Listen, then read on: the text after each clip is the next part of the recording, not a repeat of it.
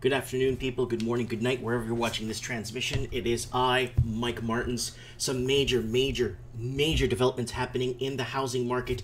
So if you're following me, keep following me, people. I am running for city council. I'm doing all kinds of stuff. Follow my channel.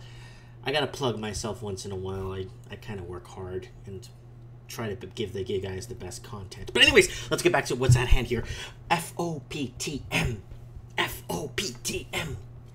What is happening? Fear of paying too much. I did a video about it happening right now in Australia. People are at a level now of fear of paying too much. The properties are overly priced. People are coming to their senses. They are waking up, people. They are coming to the conclusion that, wait a minute, I'm going to be a slave for my entire life, and they might pass a law in 5 or 10 years and pass this debt on to my kids. No, they can't do that. Well, people are starting to wake up. FOPTM, fear of paying too much, has already hit Australian shores. Cities like Sydney, Melbourne, other cities have been seeing declines for a while now, but they're seeing declines now in the major cities in New South Wales. And I just wanted to throw this out there, but now there's already a video I put up for that. I'm talking about that already, but now FOPTM, is it in Canada? Are people starting to realize, hey, you know what? I'm only approved for $300,000. I wonder why, with my wife's income and my income, and I'm a high paid earner and she's a high paid earner. How come how come that's all we could get? Because that's all you should be able to afford to buy, so you're not enslaved for the rest of your life. $300,000 to $400,000 should be the medium single detached house. One bedroom should go anywhere from $60,000 to $110,000. 2 bedrooms should go from anywhere from $95,000 to $205,000. It should be reasonably priced within, because people can't afford to buy anymore, and they're moving out of the big cities, and they're finding greener pastures to live on. Okay, let's go. What do we got going on here? Every major Canadian real estate market west of Ottawa is cooling down. This is from today's date. This was published about an hour and a half ago. I got the notification for Better Dwelling. Guys, don't forget to sign up. It's free with Better Dwelling. And no, I do not work for Better Dwelling. I don't even know anyone from Better Dwelling.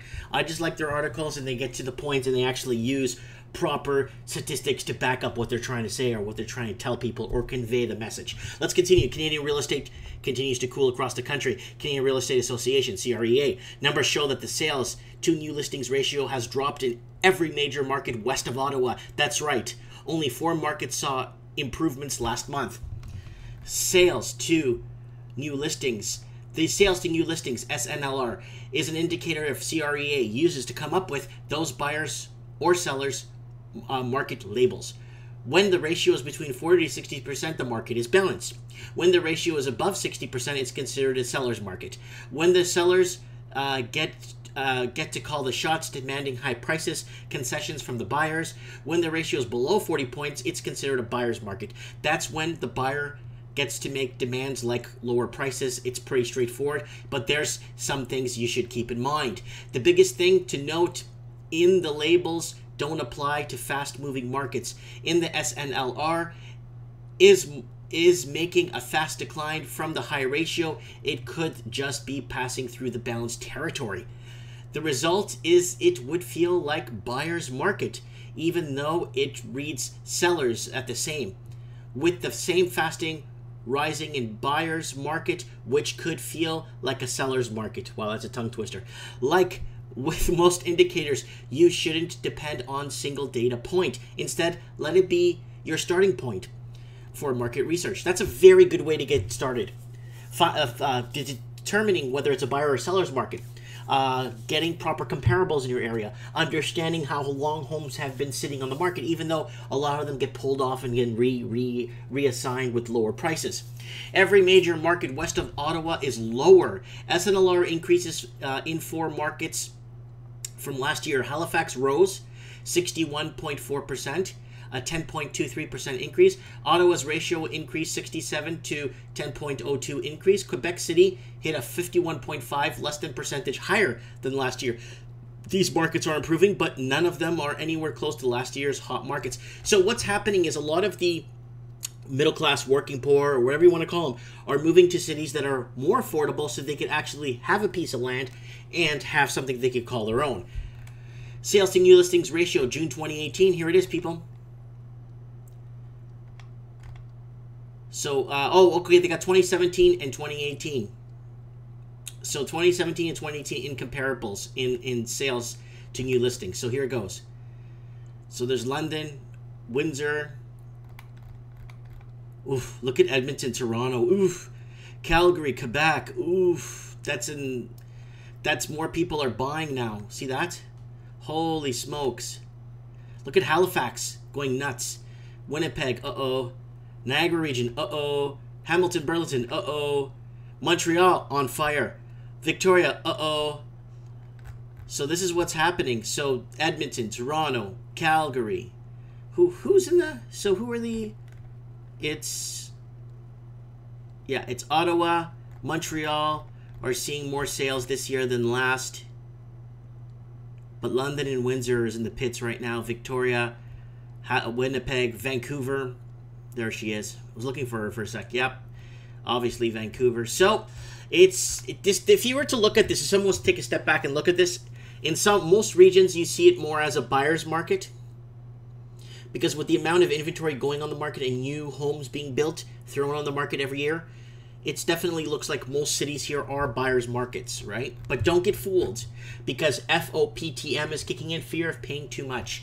Southern Ontario is home to the biggest declines. The fastest falling ratios in the Golden Horseshoe region, Southern Ontario, and Niagara region, SNLR, of 61.4 in June and down 25.93 from last year. Toronto had the second biggest decline of SNLR of 48, down 24.53. Sorry, Hamilton came in at 61.5, 20.44% decline from last year. All of these markets are in the same economic region, which could compound issues. So here it is, people.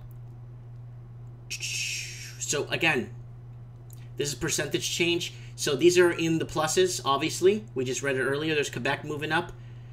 And then there's Ottawa and Halifax and Montreal. This one's a lot easier to read, guys. So here you go. Winnipeg, here's the percentage of changes. Wow, look at Toronto, Niagara region. Wow, it's just plummeting. Kitchener-Waterloo, Calgary, Vancouver, everything west of these regions is basically in a huge decline right now. Local policy measures are likely playing a smaller role than people think. Yes, non-residents and anti-speculation taxes have deterred buyers in few markets. But hold on a sec. Everyone says it wasn't foreign buyers. That foreign buyers weren't damaging the market, and foreign buyers aren't making up enough of the market. But they put the foreign buyers tax on it, and boom, everything goes to poop. So what is it? You know what I'm saying? A national slowdown, however, means things are higher. Interest rates may be taking its toll. Rates have only made a mild move higher, and they've already showed off up to 6% of buying power from last year. That's a big change from 2 years ago when rates were stagnant for 7 years. Remember, they lowered rates to zero, basically to nothing, to stimulate the economy and basically some quantitative easing in the Canadian markets to help people spend more and consume more. But now they need to raise rates so they could get this inflation taken care of, because once inflation starts taking off, people start moving their money from the banks, and if people start removing their money from the banks, you have a runoff on the reserves or runoff on wealth in the Canadian banking system, and it becomes an absolute disaster. I could sit here and talk about that for 45 minutes, and their fractional reserve lending that they're doing, that's, I don't know why, but there's better ways to conduct banking within your country. But I just wanted to throw this out there. Is Canada hitting FOPTM right now? Let me know in the comments below. Or is it the stress test that's disallowing people from buying? FOPTM, fear of paying too much, coming to Canada. Or is it already here? It's already in Australia. Watch that video I made. What's happening in Australia with FOPTM.